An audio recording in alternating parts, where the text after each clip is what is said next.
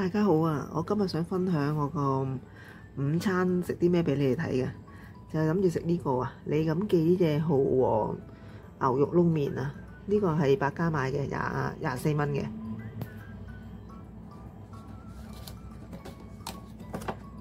裏邊有個麵餅嘅，咁拆咗出嚟呢，就有一包呢啲係醬油，呢包應該係啲牛肉嚟嘅呢包。仲有呢包係乾葱，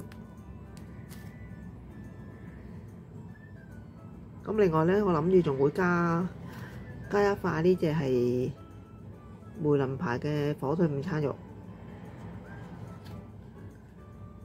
跟住就諗住開一支呢隻係喺大生買嘅，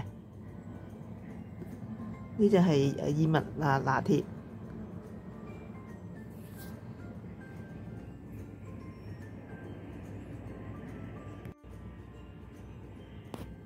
大家好啊！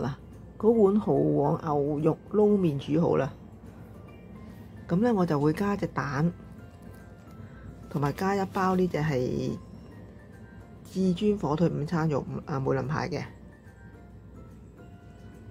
呢啲幾好嘅呢隻獨立包裝，即係平時你自己一個人咪可以一包咁樣咯，唔使學埋一罐就好似好嘥咁樣，好似又食唔晒。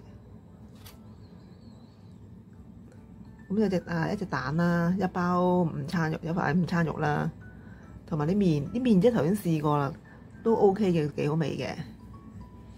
咁另外咧，佢有兩塊嘅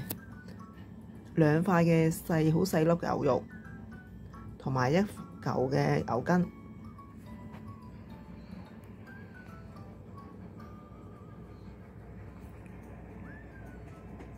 今餐就食咁多咯，仲有一支咖啡。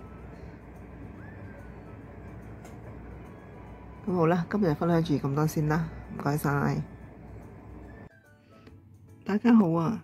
如果你喜歡呢條片嘅話，請免費訂閱、俾 like 同埋留言啊！同埋如果有時間嘅話，就睇埋廣告啊！唔該晒。咁好啦，咁下條片見啦，拜拜。